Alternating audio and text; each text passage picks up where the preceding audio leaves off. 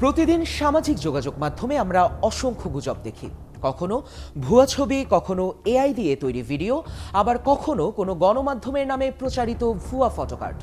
কিন্তু একটা প্রশ্ন কি কখনো মাথায় এসেছে, আমরা গুজব দেখি কিন্তু গুজবকারীকে কেন দেখতে পাই না? কারণ গুজবকারী জানে যতক্ষণ তারা আড়ালে থাকবে ততক্ষণ গুজব আরও সহজে ছড়াবে। এর মধ্যে প্রথম কারণ ভুয়া পরিচয়ের আড়াল। আজকাল গুজবকারীরা নিজেদের পরিচয় ব্যবহারই করে না। তারা কখনো সাংবাদিক, কখনো সংবাদ পাঠক, কখনো পরিচিত কোনো ব্যক্তির নাম ছবি ব্যবহার করে ভুয়া অ্যাকাউন্ট চালায়। ফলে মানুষ তথ্যের আগে পরিচয়টাকে বিশ্বাস করে বসে। দ্বিতীয়ত, একজন নয়, পুরো নেটওয়ার্ক কাজ করে। একই ব্যক্তি অনেক সময় একাধিক Facebook ID, page, x account বা অন্য প্ল্যাটফর্ম ব্যবহার করে একই গুজব ছড়ায়।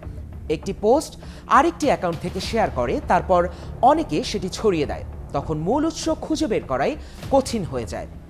তৃতীয় কারণ স্যাটায়ার বা ব্যঙ্গধর্মী পেজের অপব্যবহার। সব স্যাটায়ার ক্ষতিকর নয়, কিন্তু কিছু পেজ ইচ্ছাকৃতভাবে গণমাধ্যমের লোগো, ডিজাইন বা ফটোকার্ড হুবহু নকল করে বিভ্রান্তিকর তথ্য ছড়ায়। সাধারণ মানুষ বুঝতেই পারেন না কোনটি আসল সংবাদ আর কোনটি বানানো। চতুর্থত, গুজবের লক্ষ্য শুধু বিভ্রান্তি নয়, ন্যারেটিভ তৈরি করাও। অনেক সময় দেশের বাইরে থেকেও সামাজিক যোগাযোগ মাধ্যম ব্যবহার করে নির্দিষ্ট একটি বয়ান প্রতিষ্ঠার চেষ্টা করা হয়। রাজনৈতিক, সাম্প্রদায়িক বা জাতীয় কোনো ঘটনাকে নিয়ে উস্কানিমূলক তথ্য ছড়িয়ে মানুষের আবেগকে প্রভাবিত করার চেষ্টা চলে।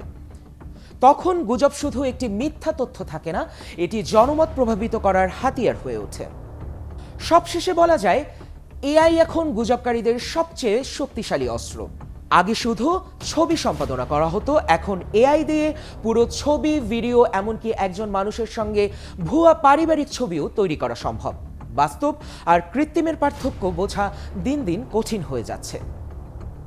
তবে একটা বিষয় মনে রাখবেন, গুজবকারীরা যতই নিজেদের আড়াল করুক, তারা ডিজিটাল দুনিয়ায় কিছু না কিছু চিহ্ন রেখেই যায়।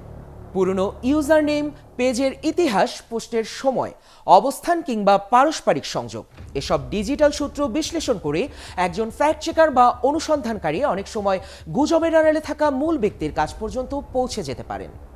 তাই কোনো চাঞ্চল্যকর পোস্ট দেখলেই শেয়ার করার আগে নিজেকে একটি প্রশ্ন করুন, এই তথ্যটি কে বলেছে, এর নির্ভরযোগ্য উৎস কোথায়? কারণ গুজবের সবচেয়ে বড় শক্তি মিথ্যা নয়, মানুষের অন্ধবিশ্বাস।